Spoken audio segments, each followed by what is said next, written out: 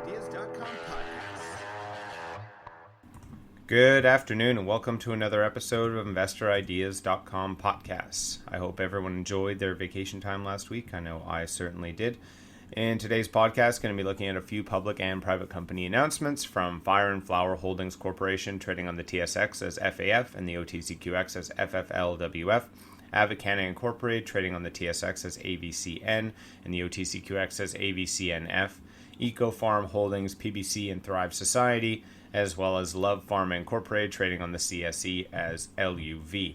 But first, before we get into that, the big international news over the last 2 weeks has been from Germany, as the leaders of Germany's incoming government parties announced that they have a formal agreement to legalize marijuana and promote broader drug policy harm reduction measures when they take power. We are introducing the controlled supply of cannabis to adults for consumption in licensed stores, the party said in a new 118-page agreement, according to a translation. Now, this controls the quality of marijuana, prevents the transfer of contaminated substances, and guarantees the protection of minors. Now, as it stands, personal possession of marijuana is currently decriminalized in Germany, and there is a medical cannabis program in place, but this proposal seeks to establish a regulated market for adult use, recreational use. And the joint government will review the social impact of the legalization 4 years after implementation. And beyond cannabis legalization, the so-called Traffic Light Coalition will also advance other drug policy reforms, such as establishing a drug checking services where people can have their illicit drugs tested for contaminants as well as other harmful substances without fear of facing criminal sanctions. And the government coalition comprised of the Social Democratic Party, the Free Democratic Party, and the Greens, also said that the legislation will restrict advertising for marijuana, alcohol, and tobacco products. So, obviously, for the many companies who are already in the medical program within Germany or who are looking to enter into that market, this is a huge positive announcement for the European Union when you're looking at the steps towards having more recreational markets open up there.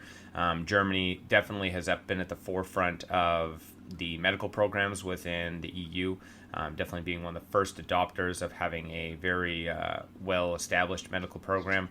And it does seem to be that most of the other EU nations are looking at Germany a lot when it comes to cannabis legalization and cannabis legislation. So I would expect that if this is a successful launch of their recreational market over the next year, that will probably be taken notice from other countries around them, and you might start to see other rec markets follow suit in a similar fashion to Germany. So definitely very positive for, again, the many companies who are focusing on medical within that market, and I'm sure many of them now are going to be starting to prepare for entry into a recreational market once that becomes accessible. The big thing that's going to be the difficulty within that market right now is going to be obviously supply issues. They have some production facilities within Germany or in EU areas that are nearby, but not quite the same supply as they might need if they're going to launch a full recreational program.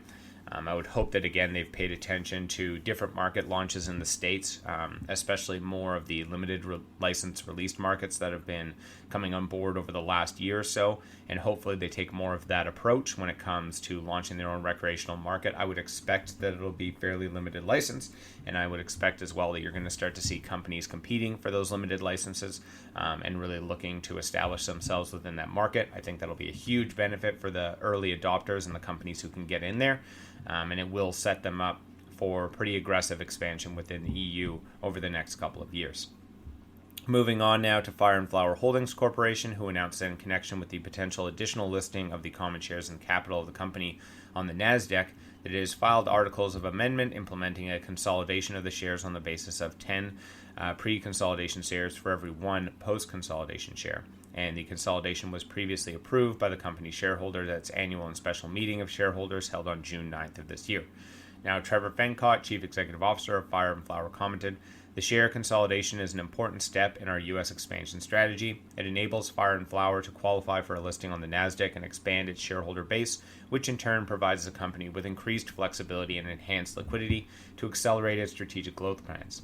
Now, we have built an industry-leading cannabis consumer technology platform, and as demand for our technology platform continues to build in the U.S., now is the right time to advance our NASDAQ listing and make sure our shares more accessible to a larger investor audience.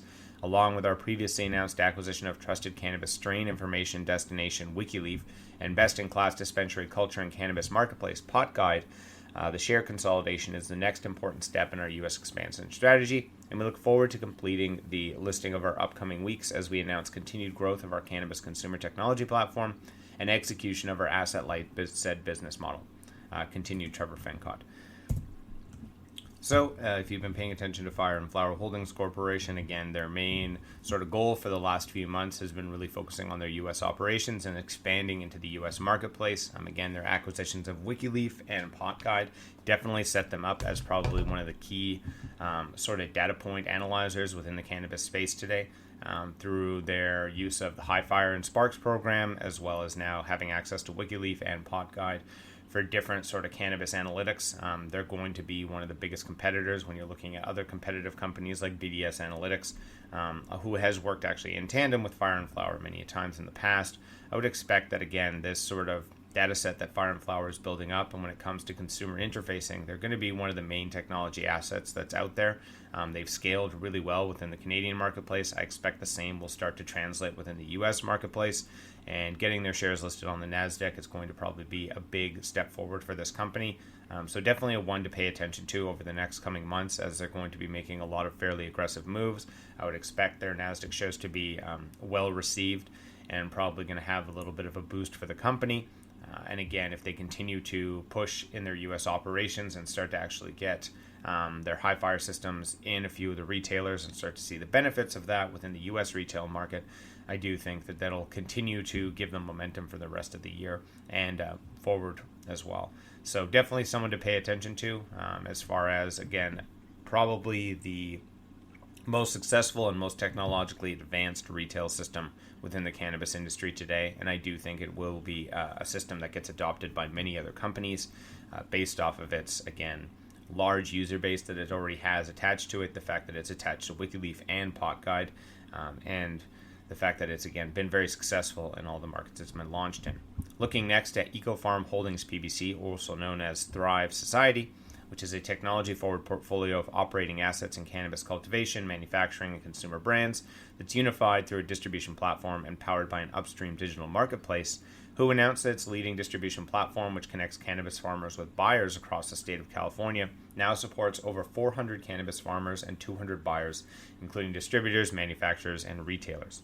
Now, operating in California, one of the largest legal cannabis markets in the world, Thrive Society is a membership-based cannabis distribution platform with a core mission to deliver a more effective farming life cycle and route to market by leveraging Agriculture 4.0 technology and focusing on precision agriculture, the Internet of Things, and the use of big data to bring greater efficiencies and visibility to its upstream cannabis member cultivators and downstream member buyers.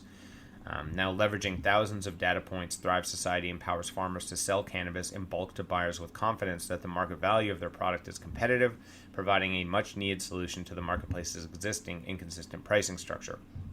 In every industry, data is king, said Devin Calloway, co-CEO and founder and CTO of EcoFarm. So many operators are flying blind when it comes to harvest planning, price forecasting, and inventory management.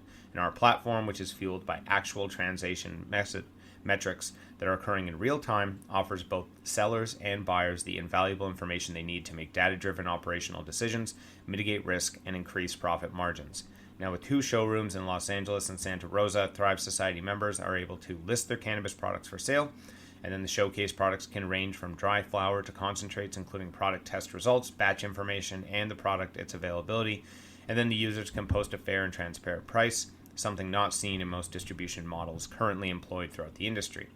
Many cannabis businesses still rely on antiquated supply chain systems.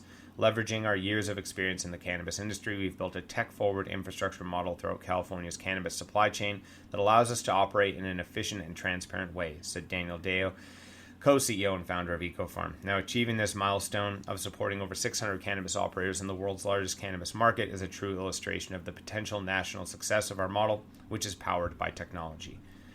So you can continue reading more about EcoFarm, a very interesting model as far as what they're trying to set up. And I do think that when you look at, again, how this industry is going to evolve over the next couple of years, this type of model is going to become a necessity to the industry. Again, as we've seen, a lot of these large-scale production facilities have a lot of difficulties with them. And there still are a vast amount of growers that are being untapped. And the biggest issue is that there's a lot of people who are growing, but they don't have, again, as sort of EcoFarm mentioned there, some of the infrastructure and technology assets that a larger company will have. And while some of these larger companies have all the technology assets, they have the infrastructure, they have the distribution systems, they have the production facilities, a lot of them don't have the skill sets, a lot of them don't have the genetics for certain strains. And the big problem with large-scale facility production is that if certain strains are tainted, pretty much that entire line has to be then destroyed or removed from being able to be sold. Whereas if you're dealing with a lot of small micro-cultivators, as I've mentioned in the past many times, I do really believe that this is going to be the business model that builds out in the cannabis industry on a global scale when you look at how things are going to be implemented. I do expect that there's going to be hubs like this eco-farm type of system where you're going to allow for a large quantity of different growers to all have their products tested, to all have their products sort of guaranteed for quality and assurance, all through this centralized hub. And then this hub will then give you the access for people to buy. And so there will be different retailers or producers or manufacturers who can all come and buy their product. And I do think that that'll also create somewhat of a more fair price system, as you'll have transparent pricing, and then you can possibly auction, which will again be beneficial to some of the farmers who can maybe produce better genetics or better quality consistency for their products. Those people will be rewarded by having people have higher bids on their product, and then you will start to see what the actual price of product is versus what the perceived price is, which is what everyone's going off of right now. There is no real industry standard for what amount of product should cost what. Everyone's kind of just bolstering themselves and kind of, patting themselves on the back. As I've mentioned many times, every single company within the cannabis space today says we're all about premium, we're all about quality. That's statistically impossible that all of them are producing the same quality and the same caliber of product. It just can't happen. So obviously the vast majority of them are, just marketing their product as such, but not actually producing the goods that are of that high quality caliber. And I do think that once you have this system, you'll start to get a better understanding of what real high-quality flower looks like, what real high-quality concentrates should be looking like, should be testing at, should be having certain terpene profiles, etc. And then this will get rid of a lot of the garbage product on the market. And another thing that I've mentioned many times in the past is all you need to do is look at either beer or wine. Look at wine industry in California, wine industry in BC, the beer industry in California, and the beer industry in BC. Now, these are two of the sort of mainstay markets in both Canada and the US, and both of them have adopted very similar policies when you look at their industry for wine, when you look at their industry for micro-cultivators for beer. Micro-producers. And I do think that, again, when you look at cannabis, you're going to start to see these similar systems get adopted.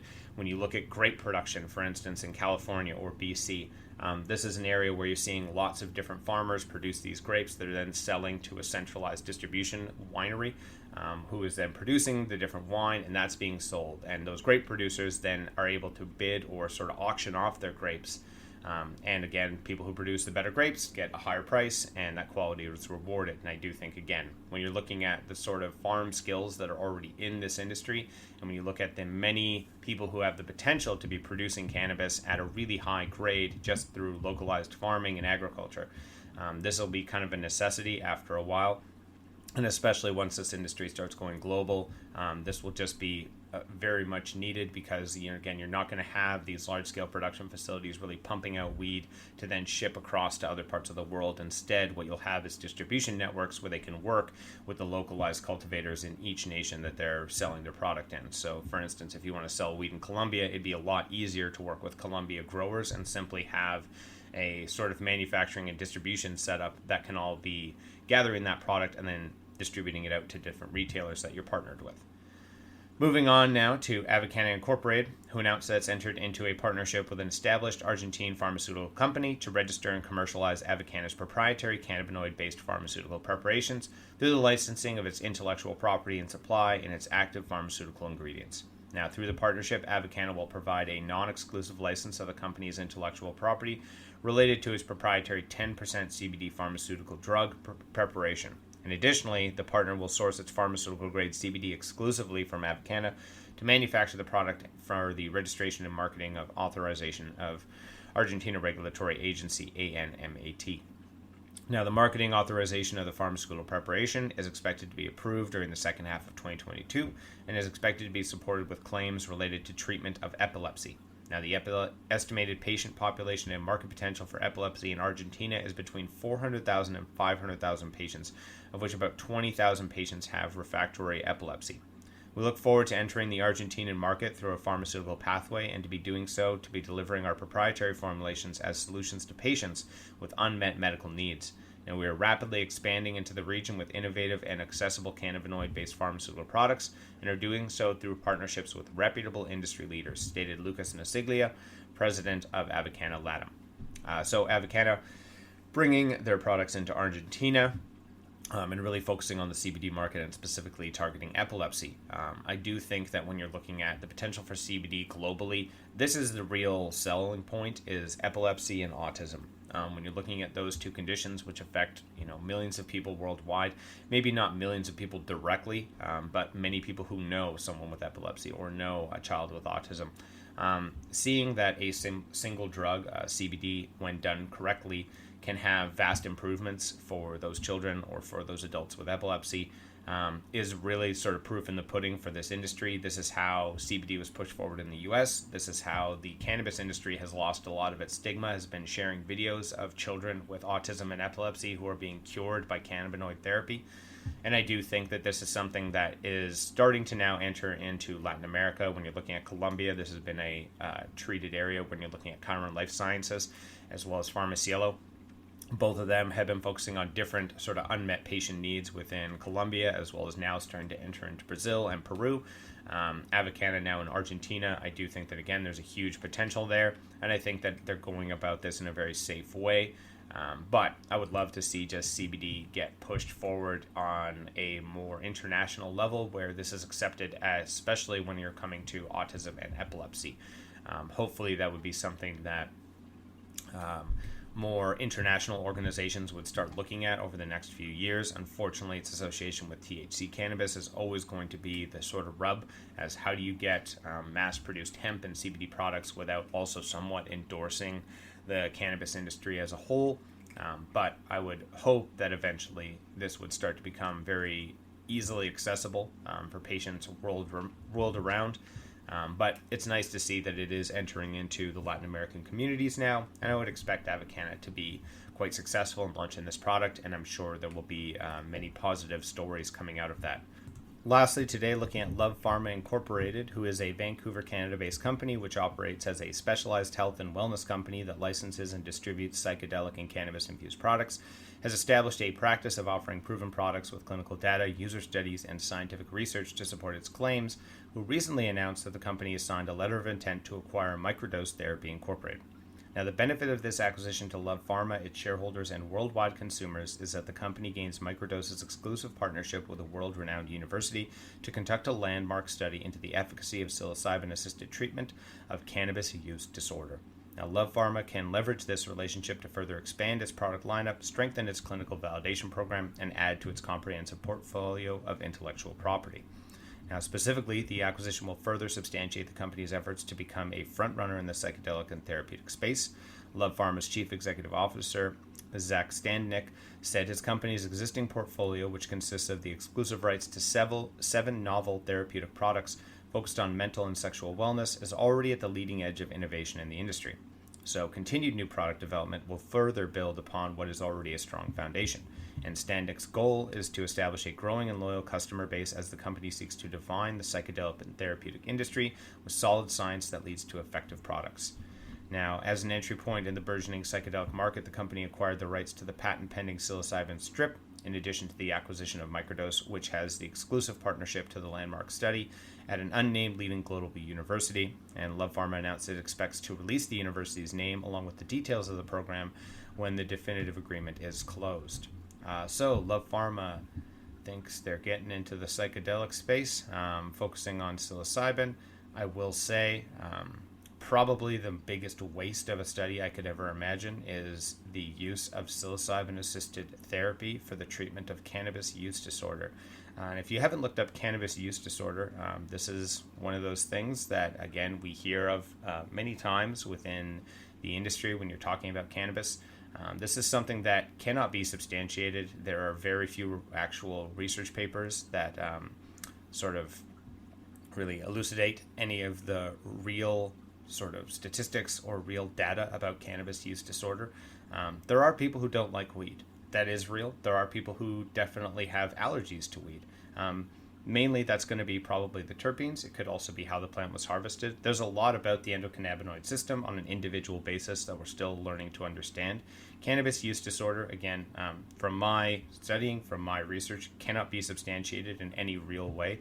This is the same type of, I wouldn't say it's propaganda, but it seems like it's maybe misintended information, where there are people who are looking at this and saying that, well, basically all substances have an addiction rate and cannabis must have that same rate. There is nothing that has been proven or substantiated with chemical addiction towards cannabis. There are habitual addiction tendencies with cannabis, just as there are habitual addiction tendencies with chewing your nails, or many other things. So yes, I suppose in theory anyone can get addicted to anything, because that is true.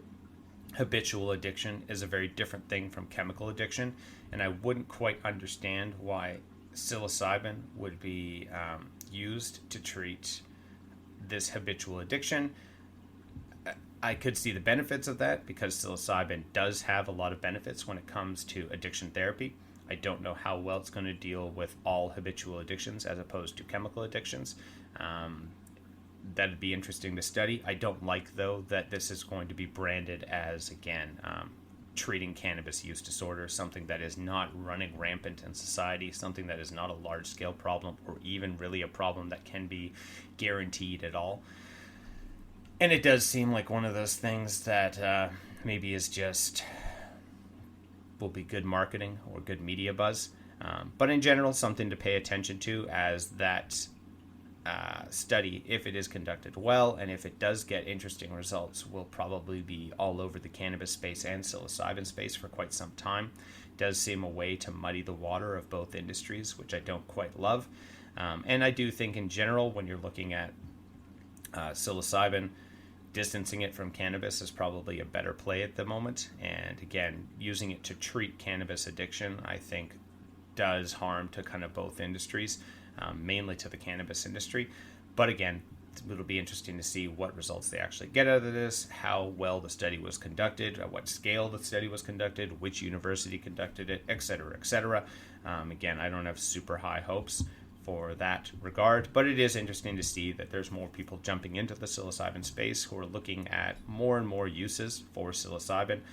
Again, I think that there's a lot of benefits of that product. I've mentioned many a time in my podcast that I don't quite see the massive benefit of microdosing. I think that is not quite what that drug is intended for, and also that the benefits you get out of that are very sort of neutral, or more placebo-oriented than they are actually chemically effective.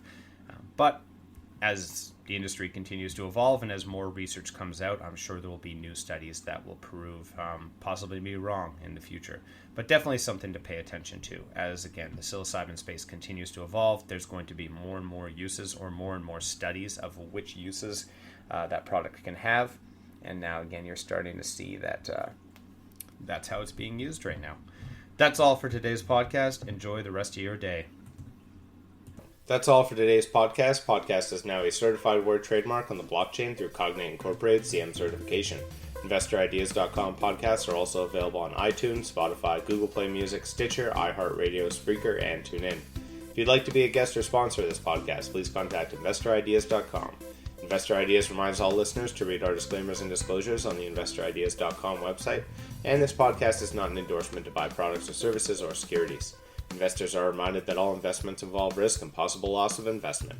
Investor Ideas does not condone the use of cannabis except where permissible by law. Our site does not possess, distribute, or sell cannabis products.